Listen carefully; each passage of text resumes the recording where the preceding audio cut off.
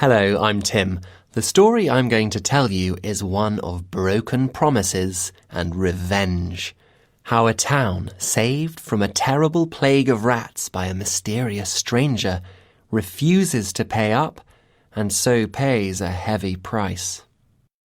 Hamlin was a peaceful town on the banks of a wide, deep river. People were wealthy and life was comfortable. For some, like the mayor, it was too comfortable. He grew greedy on the town's profits and neglected his duties. Bins overflowed in the streets and alleyways as rubbish wasn't collected. People were so busy making money that they didn't pay much attention until one day the rats arrived. They came out of the gutters and sewers in droves. They were huge and black with red bulging eyes, and there were hundreds of them everywhere. They scurried across the pavements, swarmed through the gardens, and then they entered the houses.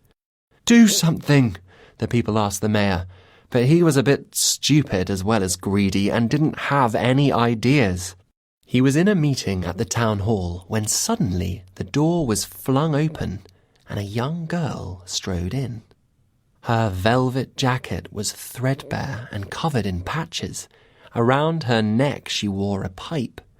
"I can help you," she said in a strange accent. Everyone looked at her, astonished. "I can get rid of the rats," she said. "But you will have to pay me well, and in gold coins." The mayor laughed. He didn't believe her. And then something quite extraordinary happened.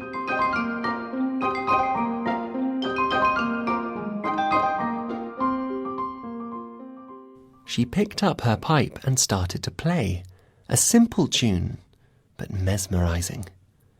And from behind the curtains, from under the floorboards, came the rats, drawn as if by magic. The girl stopped playing and turned to go. The mayor hesitated. He hated parting with money. "It's a gamble," he thought, "but it could pay off." "Wait," he said. "Get rid of the rats, and we'll pay you handsomely." The piper nodded. "It's a deal." The girl played her pipe up and down the streets. From the deepest cellars and the highest attics, the rats came, drawn to the sound. They followed the piper, hypnotized to the river.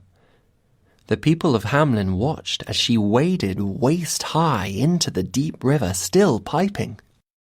The rats followed and jumped into the fast-flowing water. They drowned, every single one of them.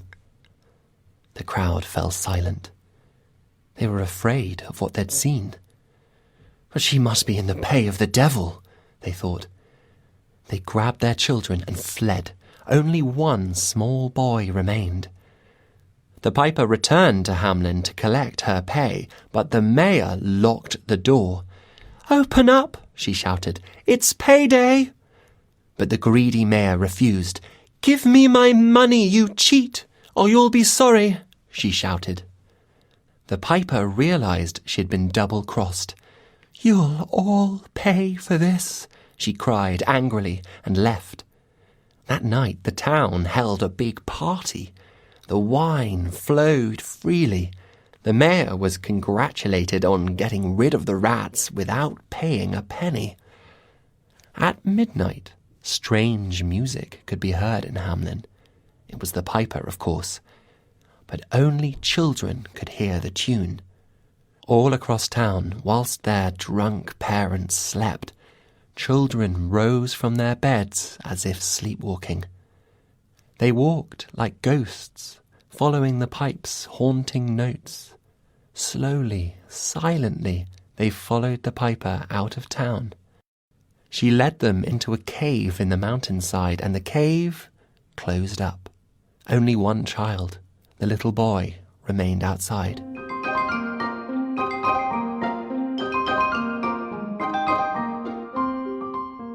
The next morning there was shock and despair as parents discovered empty beds.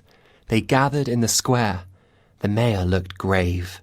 Suddenly, a tiny figure appeared, the small boy. He led the way to the mountain, but the cave could not be found. Neither the children nor the piper were ever seen again.